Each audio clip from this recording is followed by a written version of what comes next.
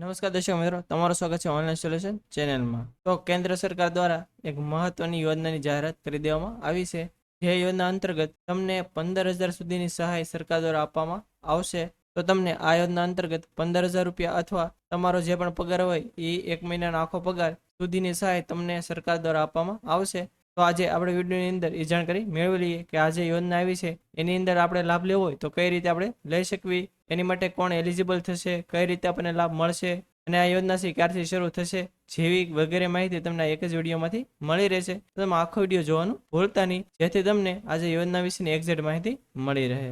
તો જો ટૂંક સમય પહેલા તે ન્યૂઝમાં આવેલું હતું કે નોકરી મેળવો અને રોકડ લઈ જાઓ। મોદી કેબિનેટ દ્વારા 1.07 લાખ કરોડની યોજના મંજૂર કરવામાં આવી છે। જે આ યોજના છે એનું નામ છે ELI, જે અંતર્ગત આ જે પૈસા છે એ ફાળવવામાં આવેલા છે। હજુ આ જે યોજના છે એ ફક્ત જે પણ વ્યક્તિ છે એ પ્રાઇવેટ જોબમાં લાગશે, એટલે કે પ્રાઇવેટ કંપનીમાં છે કે કોન્ટ્રાક્ટમાં છે વગેરે પ્રાઇવેટ જોબની અંદર જો એ લાગતા હશે તો એને આ યોજનાનો લાભ મળશે। પરંતુ જો તમે સરકારી જોબની અંદર લાગશો તો તમને આ યોજનાનો લાભ નહીં મળે, તો એ ખાસ ધ્યાન રાખજો। પછી જો એ લખેલું છે કે રોજગાર મેળવનાર એટલે કે જેને નોકરી મળી હોય એને પહેલી નોકરી પર એક વર્ષમાં 15,000 રૂપિયા સરકાર દ્વારા સહાય આપવામાં આવશે।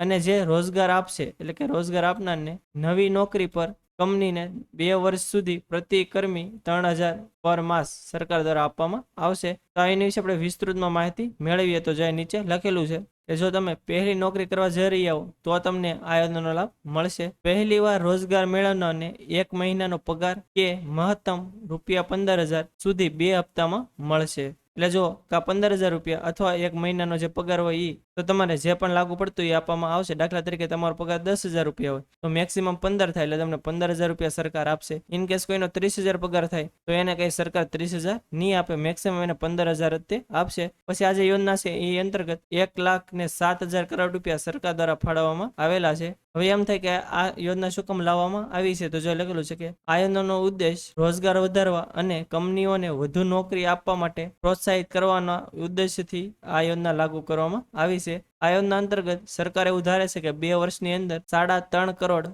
નવી નોકરીઓ ઊભી થવાની આશા છે।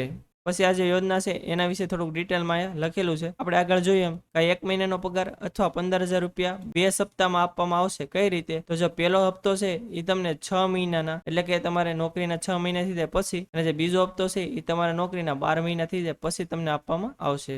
હવે જો આ જે પૈસા છે એ તો જેને નોકરી મેળવી અને આપશે, પરંતુ કંપનીને પણ આની અંદર લાભ થશે। કઈ રીતે, તો જો નોકરીદાતાને 1 લાખ સુધીના પગારદાર એટલે કે કંપની છે એ 1 લાખ સુધીના કોઈ પણ કર્મચારીને રાખશે અને એ જે કર્મચારી છે એ ઓછામાં ઓછા 6 મહિના ત્યાં જોબ કરશે તો સરકાર તે કંપનીને પણ એ જે વ્યક્તિને રાખ્યો છે એના બદલ દર મહિને એને 3,000 રૂપિયા આપશે। પછી નીચે લખેલું છે કે મેન્યુફેક્ચરિંગ સેક્ટર હશે તો આ જે યોજના છે 3 થી 4 વર્ષ સુધી વધારવામાં આવશે। જો આપણે આ યોજના વિશે માહિતી તો મેળવી, પરંતુ આ યોજના છે ક્યારે શરૂ થશે અને કઈ જગ્યાએ આપણે એપ્લાય કરવાનું, તો જો આ લખેલું છે કે 1 ઓગસ્ટથી પ્રભાવિત થનારી આ યોજના 31 જુલાઈ 2027 સુધી ઊભી થયેલી નોકરીઓ માટે લાગુ રહેશે। એટલે કે આ જે યોજના છે 1 ઓગસ્ટ 2025 થી શરૂ થઈ જશે અને 31 જુલાઈ 2027 સુધી શરૂ રહેશે। તો આ સમયગાળા દરમિયાન જે પણ વ્યક્તિને નવી નોકરી મળશે એને આ યોજનાનો લાભ મળશે। અને આ જે યોજના છે એ એના કઈ અલગથી ફોર્મ ભરવાનું નહીં આવે। તમે જે પણ કંપનીની અંદર જોબે લાગશો એ કંપની દ્વારા જ તે તમારું ફોર્મ ઓનલાઈન ભરી દેવામાં આવશે। એટલે તમે જો આ સમયગાળાની અંદર જોબે લાગો તો તમારે કંપનીની અંદર એકવાર વાત કરી લેવાની અને આની અંદર તમને જે સહાય આપવામાં આવશે ડાયરેક્ટ તમારા બેંક ખાતાની અંદર જમા કરી દેવામાં આવશે।